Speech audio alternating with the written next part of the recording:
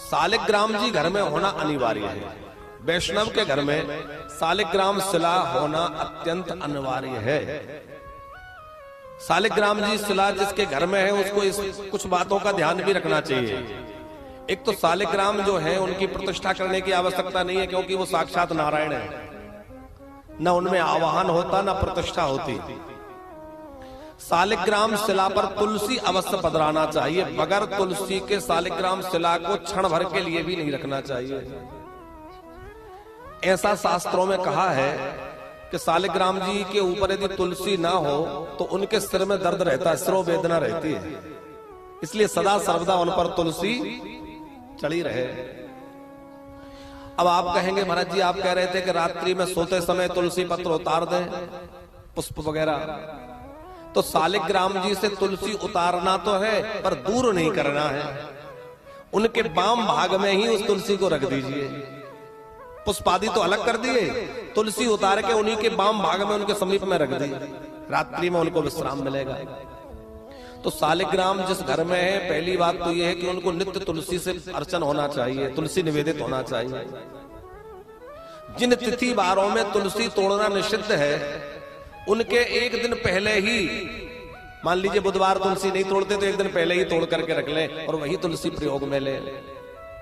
अथवा ऐसा भी शास्त्रों का कथन है कि सालिग्राम जी के लिए यदि कल की तुलसी उपलब्ध नहीं है तो सालिग्राम जी को बिना तुलसी का ना रखें, भले ही बुधवार को भी तुलसी तोड़ना पड़े तो तोड़ सकते हैं, केवल सालिग्राम जी के लिए, पर दोष नहीं है।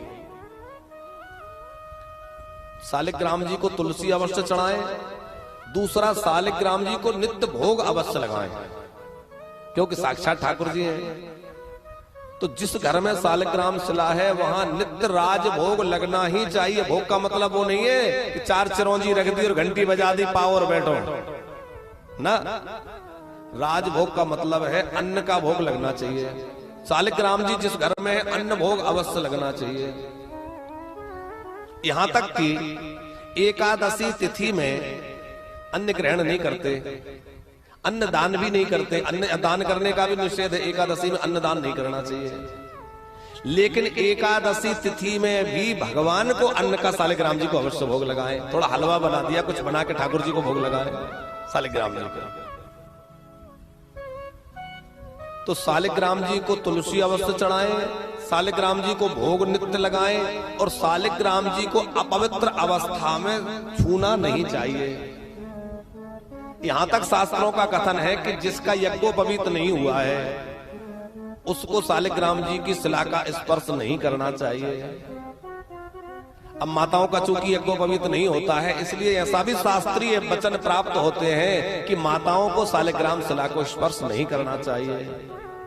पर बहुत भाव है और सेवा का मन है और स्वामी जी सुनते नहीं है, ऐसी भी घरों में समस्याएं हैं। अब माताएं ना करें तो उनको तो समय ही नहीं है, तो सालिग्राम जी तो बैठे ही रह जाएं।